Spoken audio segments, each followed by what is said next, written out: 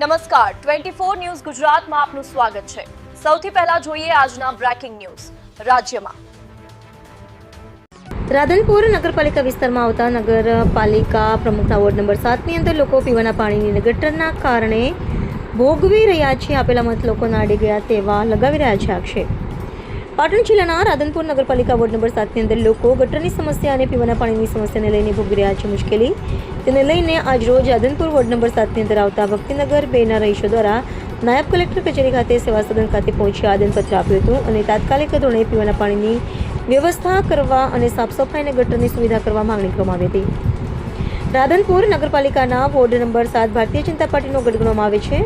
આ બોર્ડની અંદર ગમે તેવા વ્યક્તિને તમે ઊભો રાખો, પરંતુ કમળના સિમ્બોલ ઉપર જીતી જતો હોય છે। ત્યારે આ વખતે વોર્ડ નંબર 7 ની અંદર ભારતીય જનતા પાર્ટીના 4 સદસ્યો જીત્યા છે, જેમાં વોર્ડ નંબર 7 માંથી જીતેલા ભાવનાબેન વિક્રમભાઈ જોશી નગરપાલિકાના પ્રમુખ હોય, પરંતુ તેમના જ વિસ્તારની અંદર લોકોને પીવાના પાણી માટે, સાફ સફાઈ માટે આવેદનપત્ર આપી તેમની વેદના ઠાલવી હતી। પાણી અને સાફ સફાઈ અને ગટરની સુવિધા કરવા માંગણી કરી હતી। વગેરે જાડેજા સાથે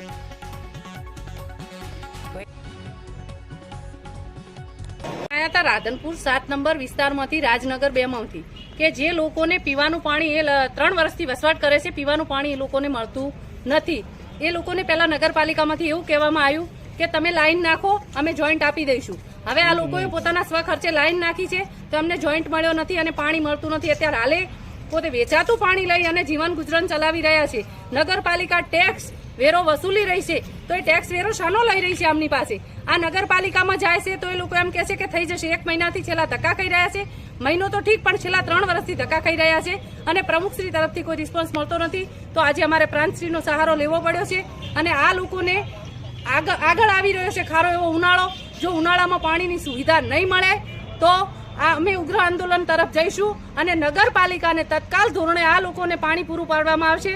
પાણી તો નથી મળતું, પણ રસ્તાની સુવિધા નથી, સાથે સ્ટ્રીટ લાઇટોની સુવિધા નથી અને રાધનપુર વિસ્તારમાં જ્યાં કે નાળા પાસેથી અંદર જાઓ તો સવારમાં 6 થી 7 ટેન્કર પાણી છાંટી અને જે ધૂળની ડમરીઓ ઉડે છે એને મટાડવામાં આવે છે અને આ લોકોને પાણી મળતું નથી। આજે અમને રાજગઢીથી ફોન આવ્યો હતો કે બેન આવો, અહીંયા પાણી રેલાઈ રહ્યું છે, તો ત્યાં પાણી રેલાઈ રહ્યું છે ને આ લોકો પીવાના પાણીની રાડો પડી રહી છે। તો શું આ ભાજપ સરકાર નળ સે જલ યોજનાની વાતો કરી રહી છે? એ વાતો માત્ર ને માત્ર ફોકસ છે।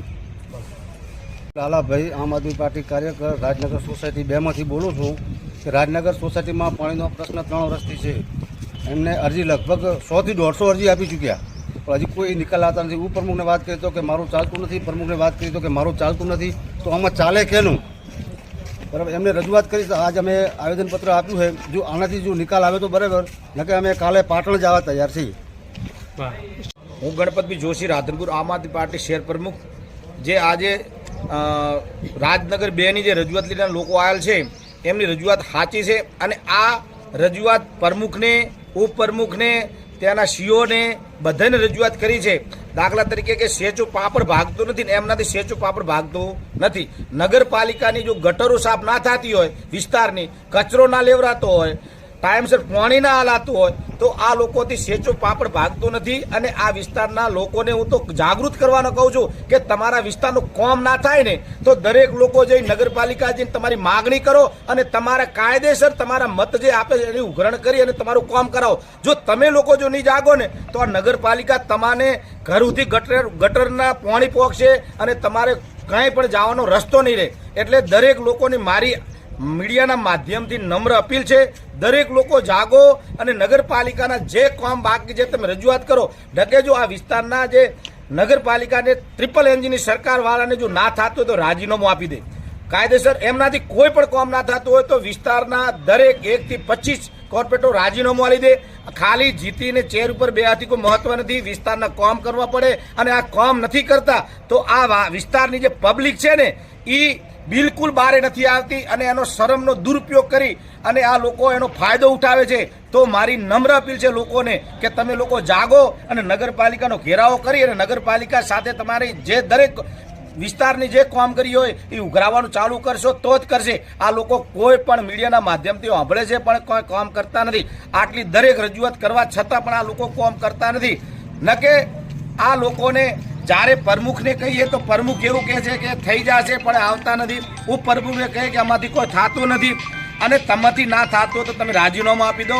આ વિસ્તારને તો જે સરકારી ધોરણે જે ચાલતું ચાલશે, પણ લોકોને કેમ હેરાન કરો છો? આ લોકોની પરિસ્થિતિને આજે રેડમછેડ જે જીવન થઈ ગયું છે, અત્યારે લોકોને પાણી પીવાના મળતા નથી. જો ચોમાસાની શિયાળાની અંદર જો અમારા વોર્ડ નંબર 7ની અંદર ગટર ઉભરાઈને રેડમછેડ હોય તો આ શું વિકાસ કરશે? તો ચોમાસામાં તો હેડેવું ક્યાંથી હશે?